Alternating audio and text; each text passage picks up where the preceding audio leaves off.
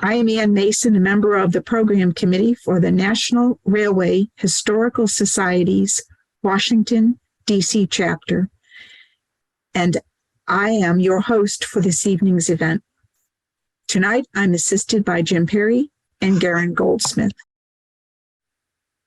Our chapter's mission is to expand the public appreciation of railroads and their history through the preservation and education.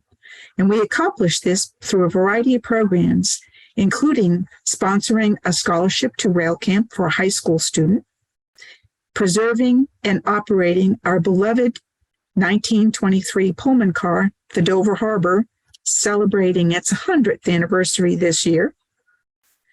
We maintain a railroad library at Bowie Tower in Maryland, and we publish our monthly newsletter, The Timetable. And in addition, we host free public programs, including tonight's event. And tonight, we are delighted to welcome railroad historian James McDonald. James has traveled many paths over many years.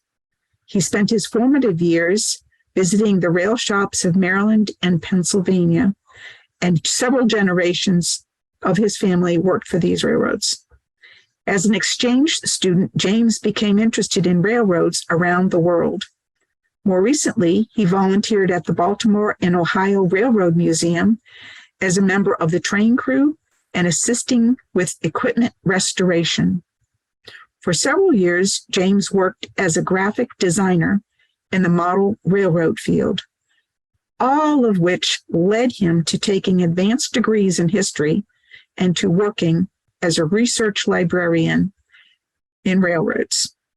He has many research interests, one of which is industrial and transportation history about railroads. James is active in several railroad historical societies. Presently, he serves as vice president of the Richmond, Fredericksburg, and Potomac Railroad Historical Society. As a railroad historian, James enjoys engaging in meaningful public conversations about the past. And tonight, we're especially delighted to have him join us to speak about one of his favorite topics, the history of Potomac Yard and its many changes over time. So over to you, James. Thank you. Thank you so much. Hello, everyone. I am very pleased to be here with you this evening. You are seeing my screen picture of Potomac Yard. Before starting, I'd like to extend a word of thanks to all of you for joining this discussion this evening. And especially, I'd like to thank Garen Goldsmith and Ann Mason for working with me to make this happen. As you're aware, the topic of this talk is Potomac Yard, and for much of the 20th century, it was one of the most important railroad yards in North America. Located in Alexandria, Virginia, just south of Washington, D.C., it formed the primary connecting point between the railroads in the North and the South. The yard was a tool. And this is one of the things that I want to underscore as we go through our talk this evening. The yard was a tool developed by multiple railroads to solve a very specific business problem, a problem of motion, and it never stopped changing from its very beginnings to its end. So what we're going to talk about today are a few themes. One is to explore why a yard was even built and why it was built in this place, and then to look at why it changed over time and how it changed over time, and then why it went away. And why today we remember Potomac Yard, or many people do, simply as a neighborhood in 21st century Alexandria. So let's get a little bit of lay of the land. The railroads around 1900, just before Potomac Yard was built, there were several railroads in both Alexandria and DC that are pertinent to talk about. The Southern Railway in green spanned 1,000 or more miles of track in the southeast, and Washington, D.C. was its terminus in this area. The Southern connected through to the Washington Southern, a subsidiary of the Pennsylvania Railroad that connected Washington, D.C. to the RF&P or the Richmond, Fredericksburg, and Potomac in Quantico, Virginia. And that should be showing up on your screen now. Tracks in Alexandria of the Washington Southern with the Southern Railway's trackage rights over Washington Southern into Washington, D.C. The Chesapeake and Ohio in gold also had trackage rights over the Washington Southern into Washington, D.C. And at the time, a railroad that was called the Southern Railway's Bluemont branch, later the Washington and Old Dominion, headed west out of Alexandria to Bluemont, Virginia. And lastly, in Alexandria was the Baltimore and Ohio's Alexandria branch, originally the Washington City and Port Lookout Railroad, which ever since the Pennsylvania Railroad had squeezed the B&O out of its ability to use Long Bridge in the 70s, it came down the east side of the Potomac and crossed to Alexandria on a car float where it connected to the Southern and the C&O in Alexandria. Now in 1900 in Washington, D.C., there was, of course, the Baltimore and Ohio, the first railroad that reached Washington, D.C. The Baltimore and Potomac, which was a Pennsylvania Railroad subsidiary in red. From the south, in orange here are the tracks of the Washington Southern, which was managed by the Baltimore and Potomac, both of which, remember, are Pennsylvania Railroad subsidiaries. And then the Chesapeake and Ohio and the Southern, which had trackage rights over the Washington Southern and Baltimore and Potomac, allowing them to reach the Baltimore and Potomac depot on the National Mall in front of the Capitol, and the Washington Yards, the Baltimore and Potomac's Washington Yards on New Jersey Avenue. None of these railroads were particularly well suited to the efficient interchange of freight cars. Between the 1860s and the 1890s, there had been massive growth in population and in business, in urbanization. This meant that the railroads that were, in some cases, fiercely competing with one another also didn't have much room to work with in either Alexandria or DC.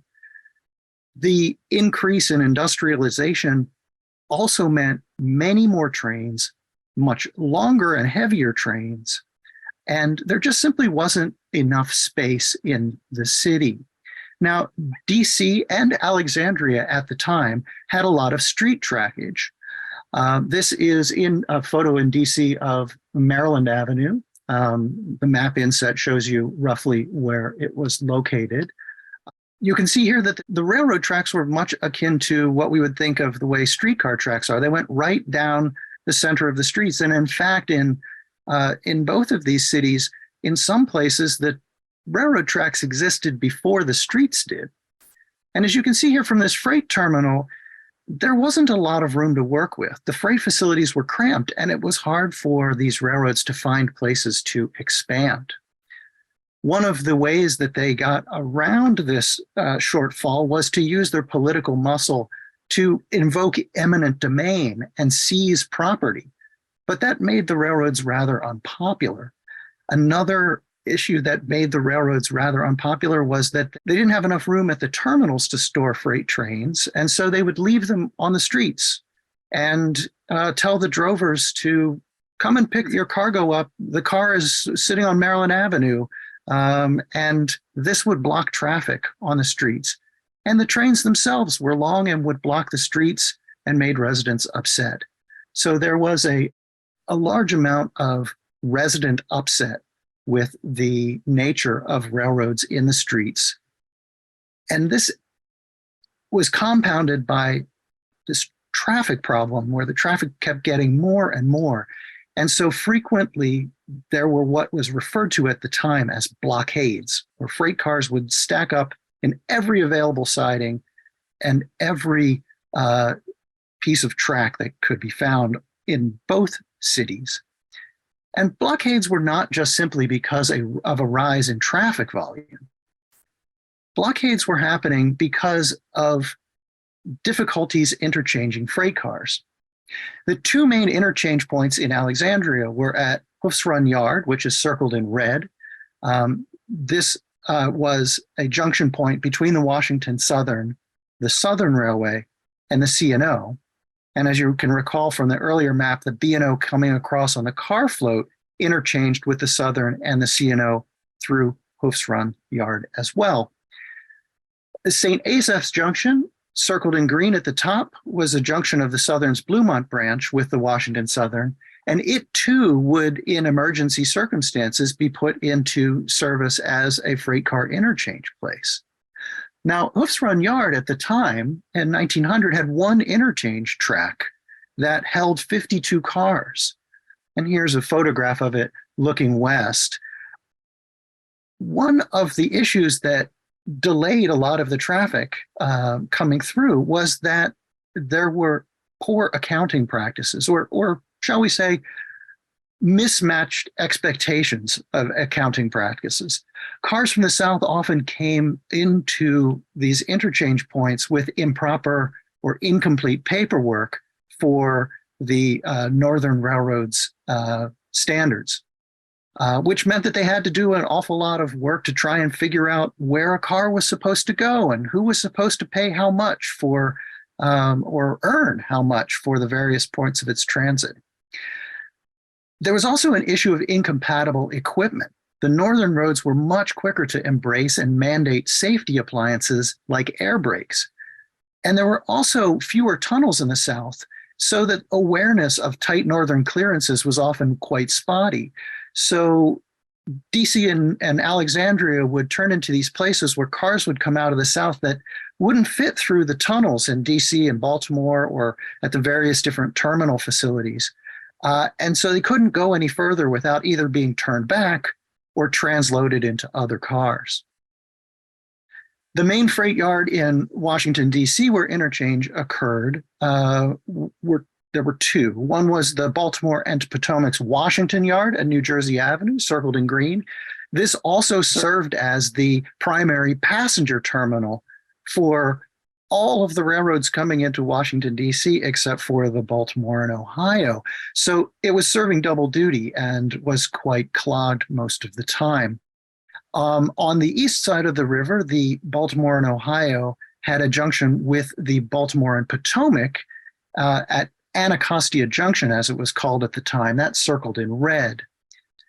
In 1899, to give you an example, there were 900 freight cars waiting to be processed in Washington, D.C. alone, and customers could expect to wait up to a month after the car arrived in D.C. for them to be able to get their load out of it, because they're just the amount of work that it took to process things was just too much to handle.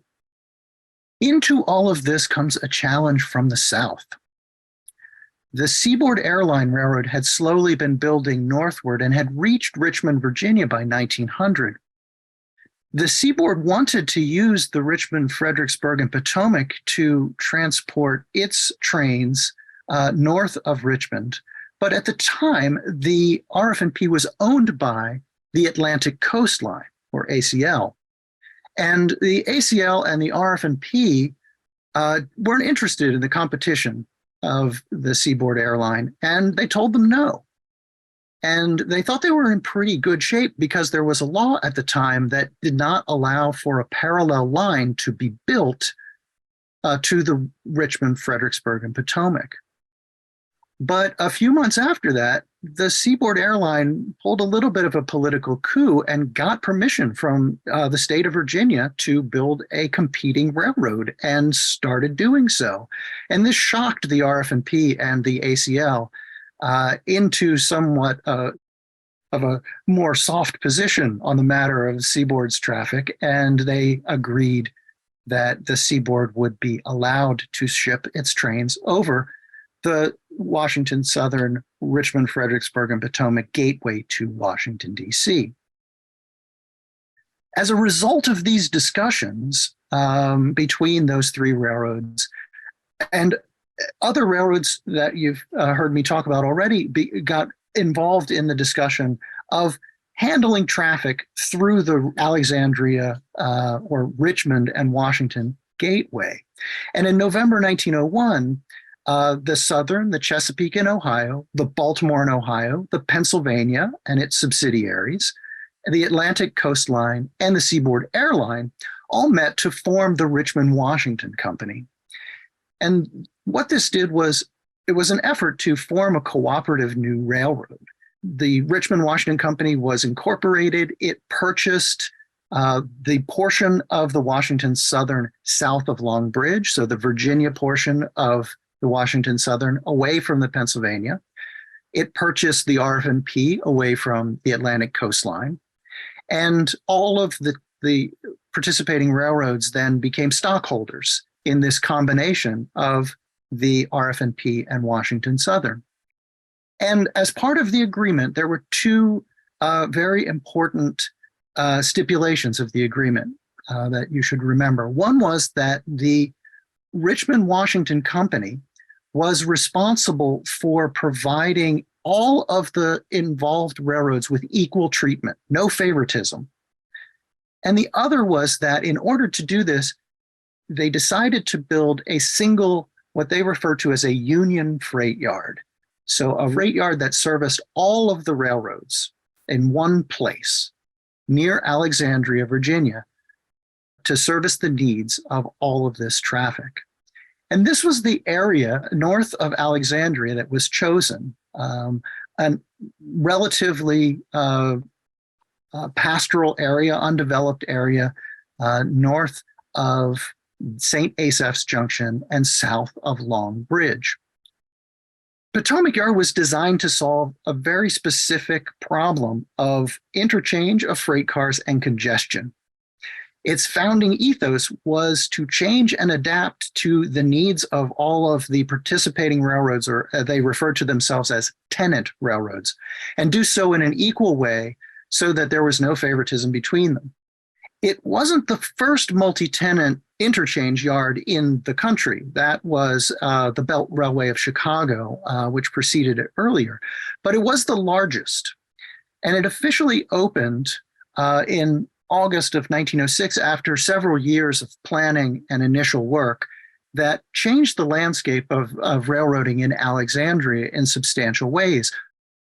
There had been multiple passenger terminals in Alexandria, which were then moved west of the city into a Union Depot, Union being used by all the railroads, which is the current Alexandria train station that exists. And in 1906, the yard officially opened. All of the tenant railroads utilized Potomac Yard, except for the Southern. The Southern Railway had just finished, prior to this, had just finished building a brand new facility in Alexandria and was more interested in using their own facilities at the time. But eventually Southern did participate. And this is what a map of what Potomac Yard looked like. North in this case is to the left and south is to the right. Potomac Yard was a classification yard. This meant that its primary work was to receive trains that were then broken up and made into new trains. The yard was initially divided into northbound, circled in red, and receiving yard and classification yard, and a southbound receiving yard in blue, southbound classification yard in blue, separated by two humps. And it would use gravity to move the cars from one yard to the other. When Potomac Yard opened, it handled roughly 33, well, it handled exactly 33 northbound and 29 southbound trains a day. So about 30 trains in each direction every day. Each of those trains was about 20 to 25 cars long, and the yard used 5 switching crews working simultaneously during the day to work the humps and the depot and the various facilities around the yard, and added a 6th crew at night to service the local industries around Potomac Yard.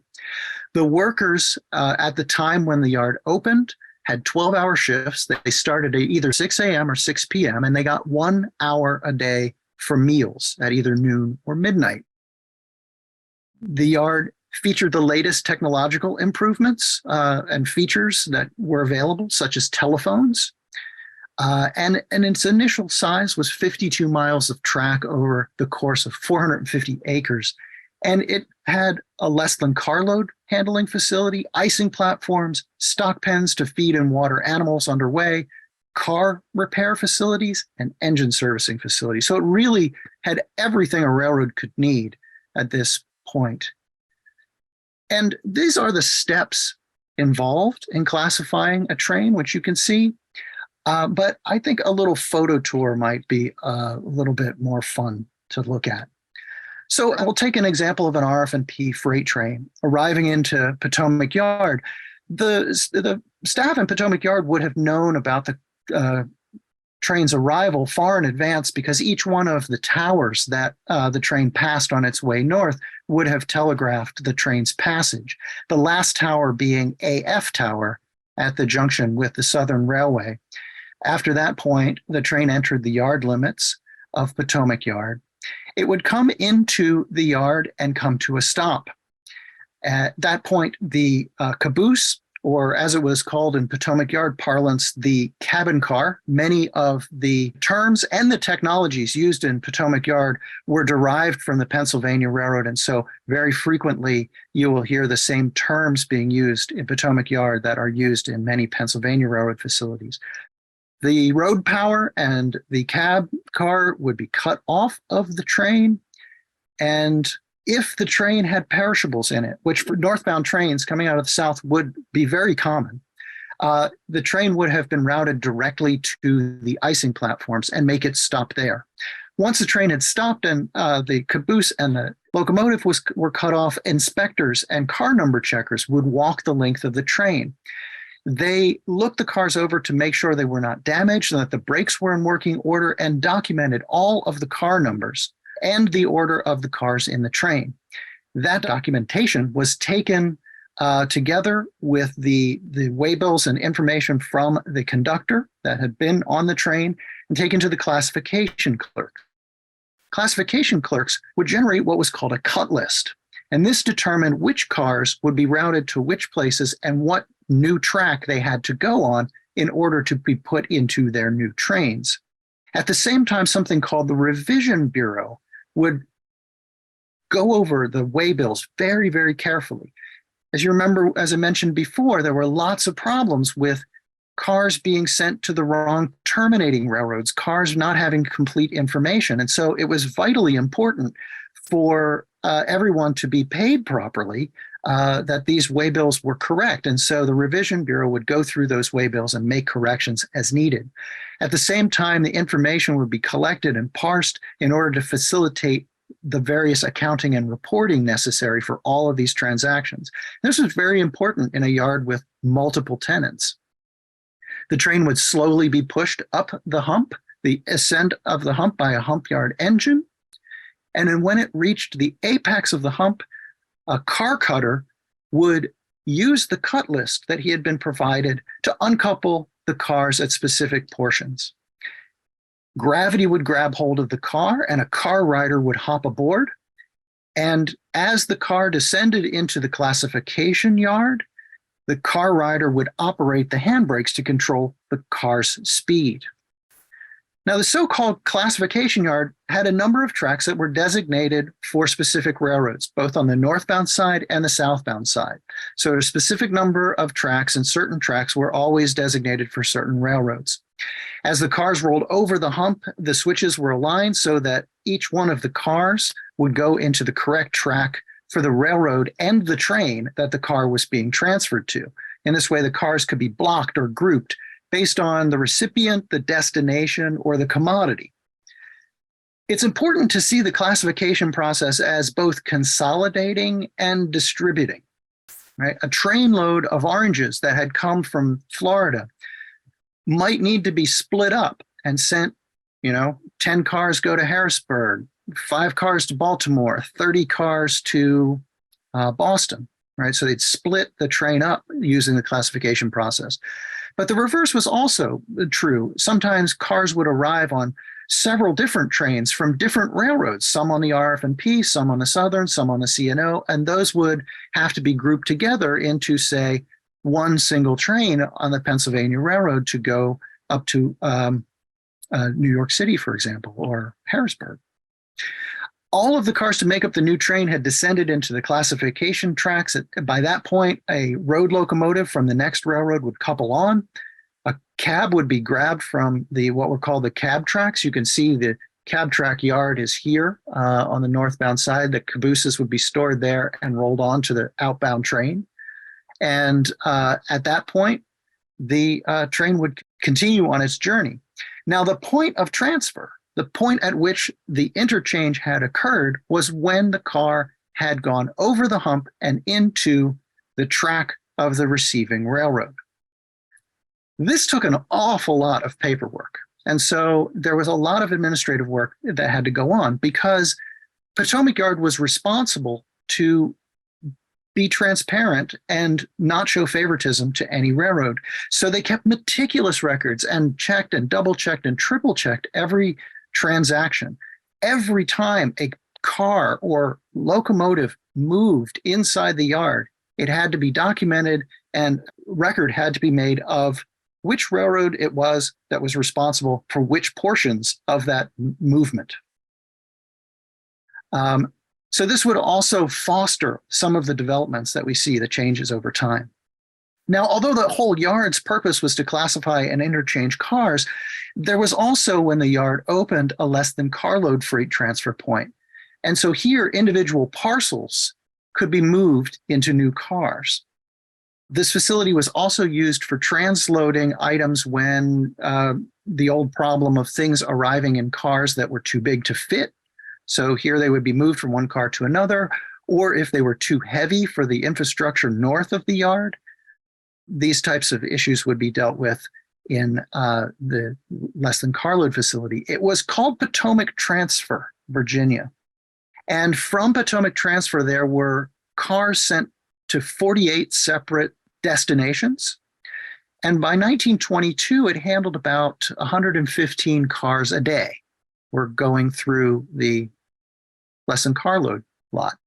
Earlier, I mentioned ice platforms. At its creation, Potomac Yard was supplied with ice by the Mutual Ice Company, which was a subsidiary of Armour, the meat packing company.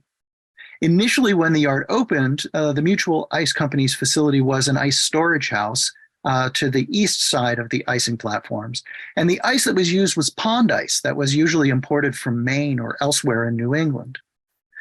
A few years after opening, in 1912, a new ice house, the white building in this photograph, would be built on the west side of the platforms in which ice was manufactured. Armour's involvement at Potomac Yard was not limited to the ice house, however. In the years immediately following, actually very close after the opening of the yard, Armour erected a facility just north of the highway bridge, the Monroe Avenue Highway Bridge, where it could clean and perform minor repairs on its refrigerator cars. This is an overview of the area. It's a very nice aerial photograph that I think will help put some of this in perspective. There's the Mutual Ice Company ice plant in white at the bottom. Then you can see the Monroe Avenue Highway Bridge across the yard. Just north of that is the Armour car shops. The bridge that goes across the top of the yard is the Washington and Old Dominion Railroad. And this curving track over here was the connection between Potomac Yard and the Washington and Old Dominion. The Washington and Old Dominion was not a participant tenant, but interchanged with Potomac Yard. And this road up here is Route 1, which still exists today. I'm going to skip ahead to the 1920s because that's when a lot of change really started to happen in Potomac Yard. The very biggest change was that in 1920, the Washington Southern Railroad and the RF&P Railroad finally merged. There had been some legal reasons that they couldn't actually merge earlier, and so they had operated as two separate companies managed by the RF&P. But after this point, Potomac Yard was an RF&P facility that was, of course, in service to the tenant railroads. Also, in the years previous to this, the Armour Meatpacking Company had been forced to divest itself of its rail car arm. So in 1920, the refrigerator car portion of this was taken over by a new company called Fruit Growers Express. And the following year, in 1921, Fruit Growers moved to a new location on Duke Street, a larger location. It was still serviced by Potomac Yard, but it had an area for more growth. And at that point, they began manufacturing refrigerator cars. In 1922, there were improvements to the stock pens, and it was also the year that the National Produce Dealers Association convinced the Interstate Commerce Commission to allow them to utilize Potomac Yard as a reassignment yard. This meant that refrigerator cars could be shipped to Potomac Yard without having a purchaser for the produce inside it, and held at Potomac Yard until a purchaser could be found. And this was not popular among the people at Potomac Yard. Potomac Yard's ethos was get things through the yard as fast and efficiently as possible. And now you have these cars that sit in the yard and sometimes had to be iced and re-iced multiple times before they were finally sent out of the yard. So this was a little bit of a sore spot for the RF&P and Potomac Yard people. In 1922 as well, there were changes to the locomotive servicing facilities. Up in the upper left here, you can see a large coal wharf that was in place. This was an embankment that came up, and the coal would be dropped into the wharf itself, where the locomotives would coal on it. And there was a roundhouse with a single turntable, an 80-foot turntable at the time. In 1922, this is a photo where it's under construction, a new coal tower was put in place, which helped address some of the safety concerns of this very steep embankment and moving cars up and down it. Both the wharf and the new coal tower, however, had special hoppers that could weigh every load of coal so that the proper amount of coal would be billed to the tenant railroad. In 1922, the original 80-foot turntable was moved away from the roundhouse over here, and a new 105-foot turntable was put in to accommodate larger locomotives. So by 1922, we have a couple of statistics you can look at. I'm not going to read through all of them, but I want to draw your attention to the last point, which is that cars that came in past AF Tower to the point that they rolled into the classification track were supposed to go through that process in 4 hours or less. This wasn't a goal. This was actually written into the paperwork, the agreement that Potomac Yard had with the tenant companies. So motion, they're trying to get the cars through as fast as they can. One of the things that helped to do that more safely was in 1930 when the northbound side of the yard received retarders. If you don't know, these slow cars down by squeezing the wheels, similar like bicycle brakes. And this meant that at least on half of the yard, the practice of riding the cars, having brakemen ride the cars and set the handbrakes manually at night, in the fog, in the snow, in ice, in sleet, which, as you can imagine, was incredibly dangerous and very frightening. A lot of people showed up to be a car rider, took one trip down the hill and walked away from the job and never came back. And a lot of people lost their lives or were gravely injured as car riders. So there was a safety component as well as an efficiency component to putting in retarders. Now, this is clearly not a period picture from 1936, but in 1936, the Pennsylvania Railroad extended its electrification to Potomac Yard, making it the southernmost point of the electrified network. And also in 1937, one of the more onerous parts of handling so many cars and doing the paperwork for it was the fact that a lot of forms had to be copied by hand or retyped.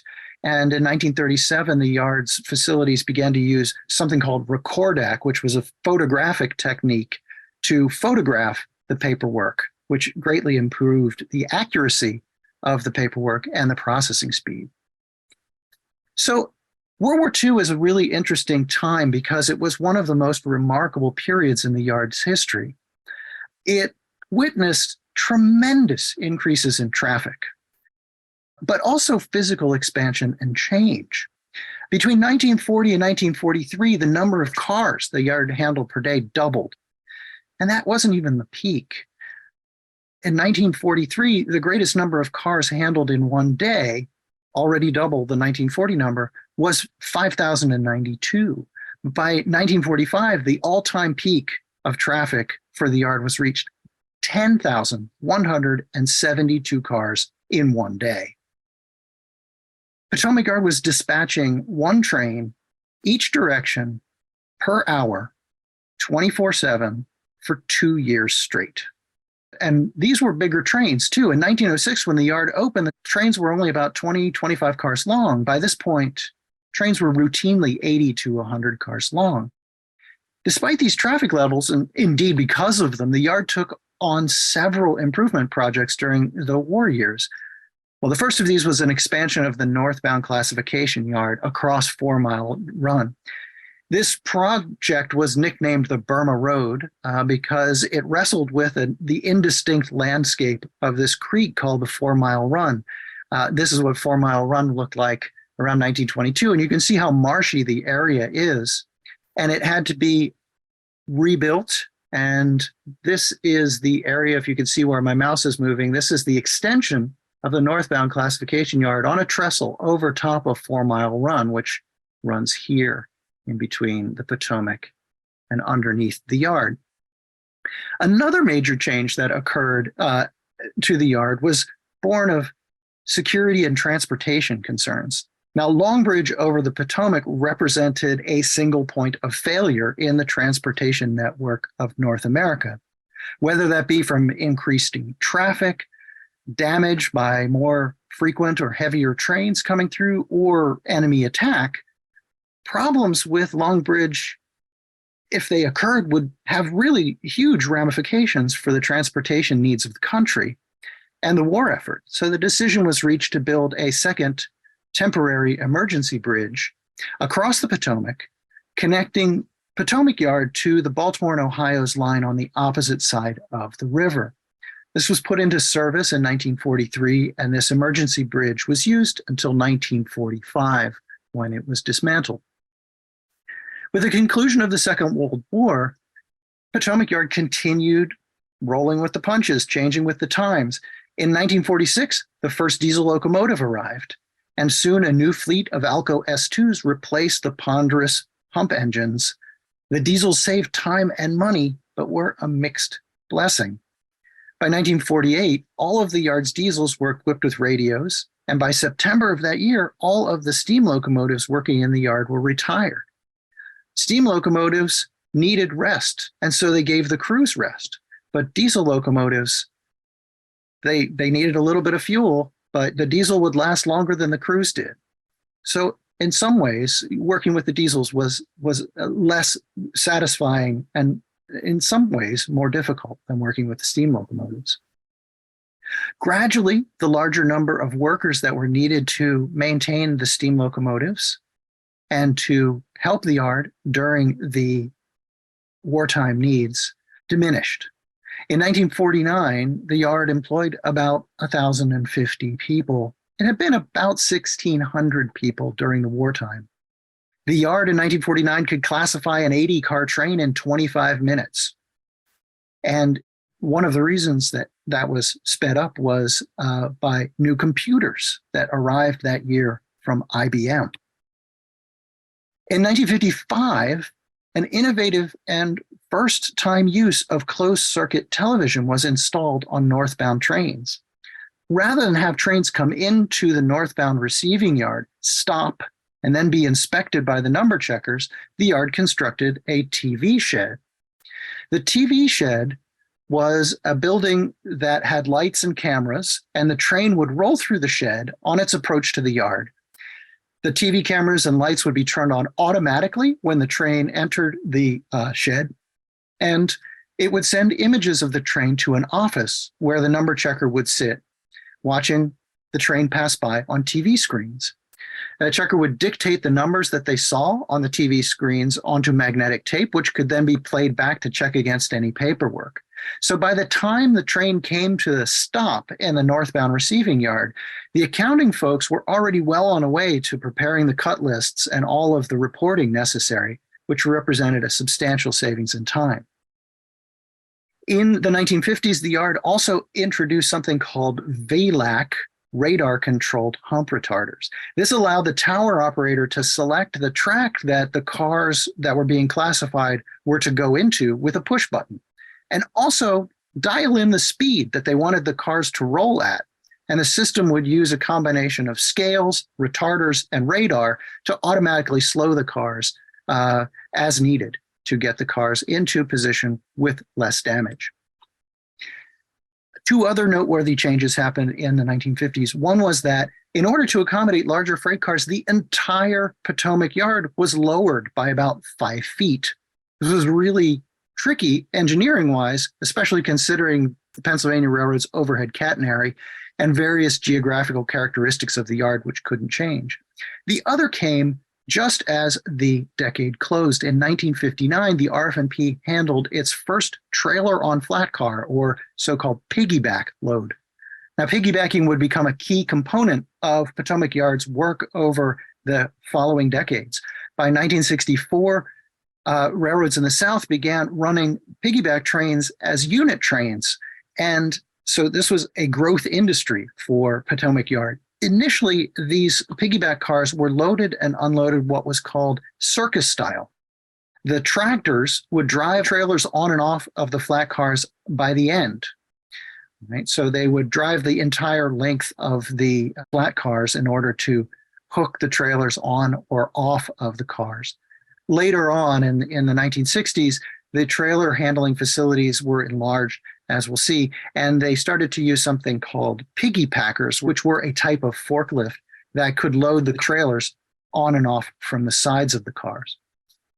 This period of time of the 1960s to 1972 saw expansions and contractions of various different sorts. As we saw already, the first piggyback train came in.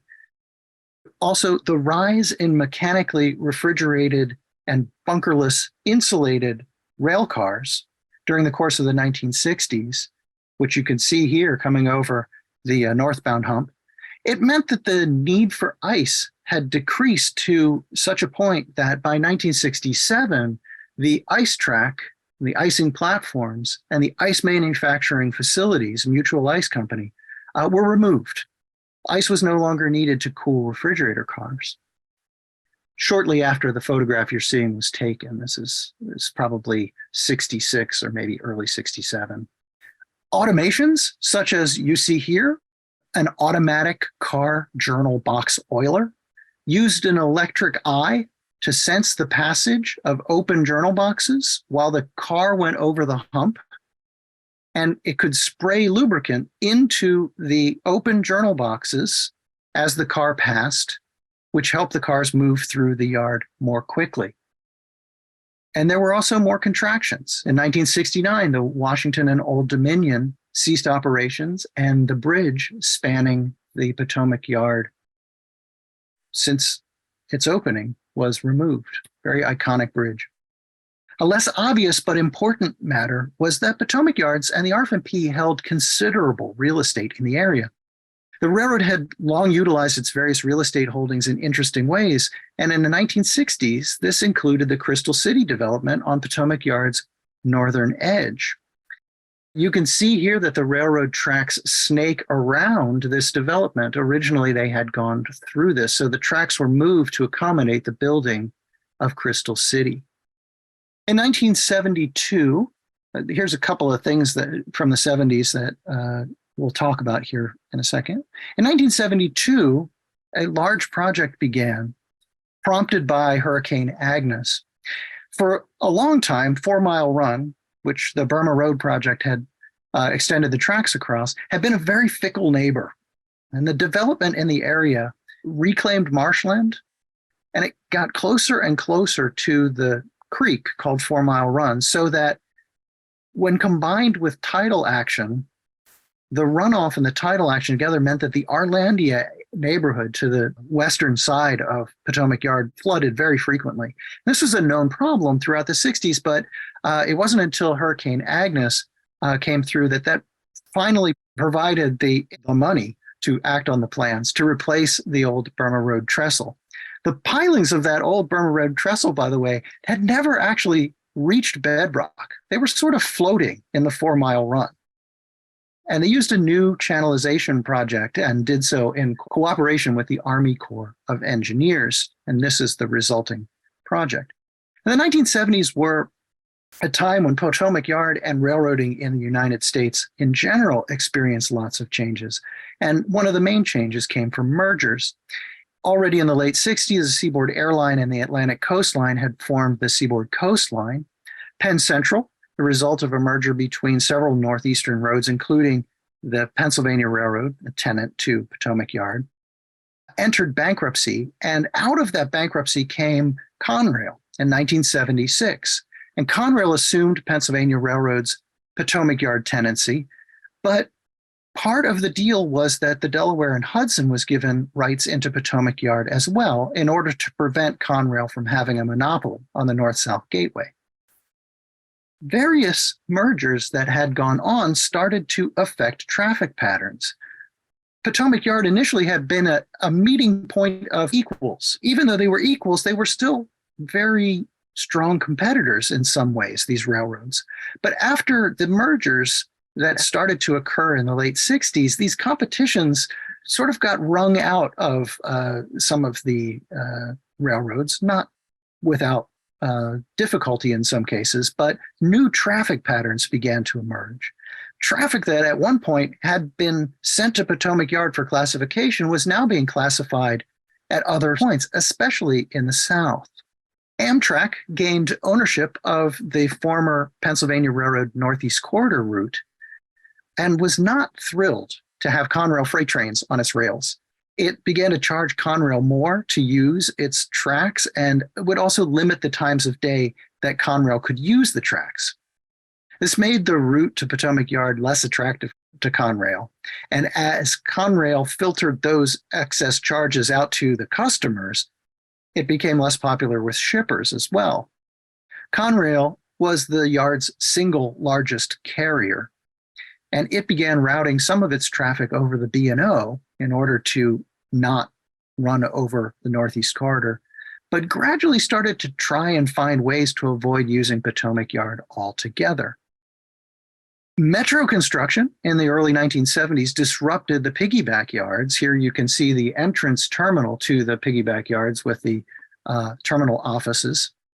The construction resulted in an expanded piggyback yard, and the piggyback traffic rose 81% between 1974 and 1978. It went from handling 11 cars, so 22 trailers, to 32 cars, or 64 trailers. And 40% of the piggyback business that Potomac Yard handled was UPS traffic. The 1980s heralded the first really concerning changes for Potomac Yard. In 1980, for the first time, traffic was lower than expected. Of course, after World War II, when traffic tapered, people expected that because it had grown so much for the war. But in 1980, no one was really expecting traffic to drop off the way it did, and it continued to drop. This view from the early 1980s, looking north across Potomac Yard, it looks pretty vibrant. There's still quite a lot happening. But shortly after that, the Southern, which even at the beginning of Potomac Yard had a somewhat reticent relationship to the yard relative to that of other tenants, it merged in 1982 with Norfolk and Western to form Norfolk Southern. And the Southern began to take advantage of the Norfolk and Western's north-south gateway in Hagerstown, Maryland, rather than using Potomac Yard for its trains. Traffic reductions meant that by 1986, it was no longer necessary to operate two hump yards. And the southbound receiving and classification yards on the western side of Potomac Yard were abandoned. And all of the traffic was handled over what had been the former northbound receiving and classification yards. By 1988, Potomac Yard was greatly reduced in multiple dimensions. At the height in the 1940s, Potomac Yard had over 700 acres of property, but by 1988, it had been reduced to 320 acres, which was smaller than it had been even when it opened. And at its height of 1,600 employees during World War II, that had been reduced by 1988 to only 280 employees. The 1987 disaster in Chase, Maryland, when the Amtrak Colonial struck Conrail diesels on the Northeast Corridor, more or less ended Conrail's regular use of the Northeast Corridor for freight. And after 1988, most Conrail north-south traffic moved over Hagerstown to connect to the Norfolk Southern, not Potomac Yard. Remember, Conrail had been the largest single traffic operator through Potomac Yard. And while this traffic income dropped in the 1980s, real estate development had continued to keep the RF&P and Potomac Yard afloat. In 1988, a multi-year plan for redevelopment of the yard was announced under the name Alexandria 2020. And although it wasn't exactly the same as today's Potomac Yard development, this plan foresaw the future for the use of the railroad space as a mixture of residential and commercial properties. The end came somewhat quickly. In 1980, the merger between the Seaboard System and the Chessie System railroads was approved by the ICC to create CSX. This consolidated 4 of the 6 original tenants into one railroad. The resulting railroad held 80% of the stock in Potomac Yard and 64% of the stock in the RF&P. By 1988, Potomac Yard essentially was servicing the needs of just one company. The Delaware and Hudson's traffic had dropped by this point to a trickle after that company's 1986 bankruptcy. So by 1989, CSX began to run more and more of its trains through Potomac Yard without doing any classification work at all, so that in 1990, the remaining hump was taken offline, and the once vital yard had become merely an ancillary facility, a place for the occasional crew change. When CSX took over the RF&P in 1991, work to begin dismantling the yard and redevelop the area accelerated. Now, pundits, scholars, journalists, railroad workers, they've offered many different reasons for Potomac Yard's closures. I've collected some of them here. One of them was that the style of American manufacturing between 1905 and 1990 had simply changed. Rather than transporting raw materials, railroads by the 1980s were typically moving processed items. Another factor was that changes in the geographies of industrial activity had occurred. Most of the industry in 1905 had been in the Northeast, and over the 20th century, it spread across the country. So where things needed to move to had changed as well. And if you had told somebody in 1905 that the roadways were going to be a competitor to the railroads, they would have thought that you were off your rocker. But increasingly, over the course of the 20th century, especially after World War II, roadways began in small ways to chip away at railroad traffic. The building of 95 ran almost parallel to the Richmond, Fredericksburg, and Potomac. Combine that with legal decisions and laws regarding whether or not and how railroads could use their own trucks, and how large and how heavy tractor trailers could be, it allowed trucks to eat into the high volume shipments that railroads had seen as the thing that differentiated them and made them competitive to trucks. Potomac Yard's management had always been very sensitive to taxation, and it made a lot of choices based on trying to reduce its tax liabilities. You have to kind of put that in perspective, because when the yard was built, you have this industrial facility that was put in this marshland between two cities.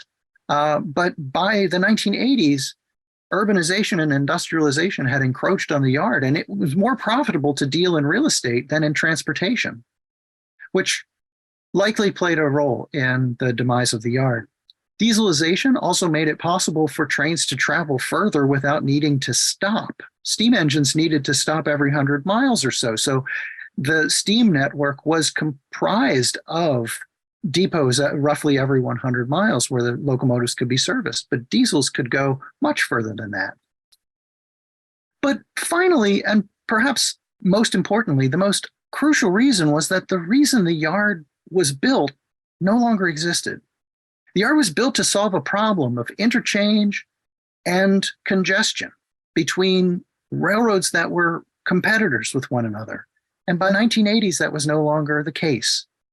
So a fixture of Alexandria for generations Potomac Yard never stopped changing to meet the circumstances it faced. It was constantly in motion in some form or another until its final transitions. I would just also like, in conclosing, to mention to you that I am the Vice President of the RF&P Historical Society. We would welcome, some of you I know watching this are members, but we welcome all of you to, if you're interested in the RF&P and Potomac Yard, stop by our website and learn a little bit about what the Society does. And if you're interested in reading more about Potomac Yard, there are two books that are indispensable. They're both published by the RF&P Historical Society, one by Jim Foley, a former Potomac Yard employee, and one by Bill Shield, the president of the RF&P Historical Society. And they together cover the breadth of the entire yard from before until after. If you'd like to do some form of reading, here are a list. I'd also like to just say here that all of what you saw and all of what I said is because I'm standing on the shoulders of giants, people who were there in person and who took pictures and were gracious enough to share them with us. Jim Foley, William Griffin, J.J. Young, all were RF&P Railroad employees who donated photographs to the RF&P Railroad Historical Society archives. And there are excellent maps and photographs in the Library of Congress and photographs at the National Archives. So I'll thank you very much, and I'll take any questions that you might have. Well, great. Thank you very much, James, for that. We have a couple of questions that have come in. And the one question just came in about lowering Potomac Yard by 5 feet. And a person would like to know what the documentation is for that. I mean, how, and maybe even how, if you know how it might have been done. The documentation, Jim Foley's Potomac Yard Volume 1 book covers this in substantial detail and the engineering challenges that were faced. So I would recommend that that be the book that you look to first. I do not remember all of the intricacies of the engineering challenge. I should start by saying that Potomac Yard, the level of Potomac Yard changed many times, track by track, over the years. Don't quote me on this, but I seem to recall that when the yard was initially built, somewhere between 5 and 25 feet of surface had to be removed in order to build the yard in the profile that they wanted to have. And then after that, there were adjustments over time every time tracks were laid. So you can see photographs where they're not even, like the tracks are at different levels over time. So I would direct you to Jim Foley's book of Potomac Yard Volume 1 for more information about the engineering side of the adjustment that occurred in the 50s.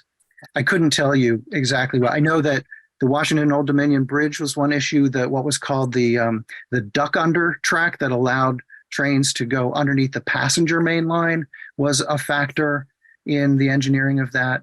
Those are the main things that had to be contended with, but that's about the best I could tell you without doing a little bit of research and getting back to you.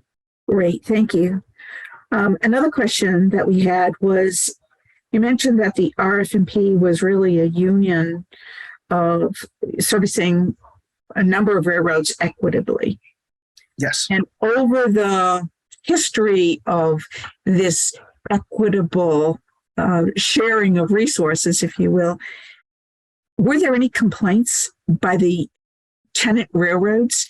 And how were those resolved when they came up? I'm sure there were some, but one of the things that struck me when I was reading through the materials was that the remarkable amount of trust that was placed in the officials who were operating the yard. Now, all of the tenant railroads had representatives on various boards that governed parts of Potomac Yard's operation, its physical plant maintenance, traffic operations, all these different portions of the work of the yard had boards that directed them. And there were representatives from each of the tenant railroads on those boards, but they appointed a representative. The superintendent of Potomac Yard was essentially responsible to all of the tenant railroads. And so while I'm sure that there were occasional disagreements, I was actually struck by how that didn't really filter out, that there was quite more trust than I expected that there might have been. Hmm. Yeah. Great. And since the RF&P really changed its viewpoint, with always sensitive to taxation and always sensitive to the changing situation and its real estate holdings, did the tenant railroads participate in the receiving of those benefits of the demise of the Potomac Yard going into more real estate activity? I don't know. Okay, I was just wondering if the tenant railroads had a benefit of, as they shifted their traffic, if they also participated in the sharing of the profits of the change of the use of the rail yard.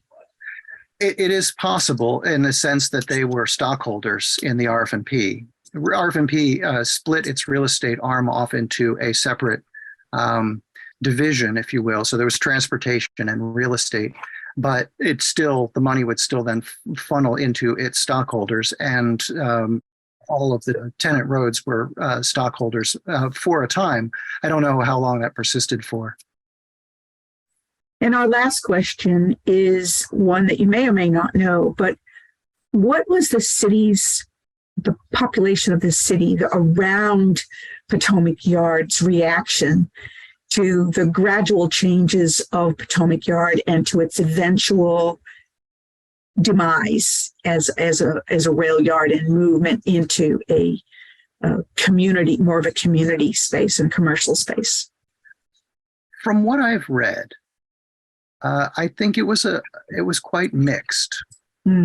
I think some people were happy to see an industrial facility go away, but at the same time, there was so many people living in the area around Potomac Yard had worked at Potomac Yard, or had parents who worked at Potomac Yard, or knew neighbors who worked at Potomac Yard. So that I think that there was a genuine feeling of loss in many ways from people who had known the yard at its height when it was such a large employer, and when everybody's lives revolved around the yard because of the fact that so many people worked there. But I think that it's a bit of a gray area as to how everybody felt about it. If you read newspaper reports, there a definite undercurrent of sadness when the yard went away, even in the journalistic reports. So I do think that there is a component of that too, where people missed the yard. But I'm sure there were equally, there are lots of people who also were happy to see something else be there. It's hard to really quantify those types of things. Well, I think we all thank you very much for that wonderful presentation. If you enjoyed this show and look forward to seeing it, check out our YouTube channel. And if you see something else that you like, please tell your friends that our YouTube channel is there for a lot of topics over the last 2 years. And thank you for all for joining us today. We wish you a very good weekend and a very happy evening. And thanks you, James, for your great presentation. Thank you, Garen and Jim Perry, for participating in the logistics of this. And thank you all for participating with us tonight. So we want to share a good night and watch for our upcoming programs. And this is Ann Mason saying good night.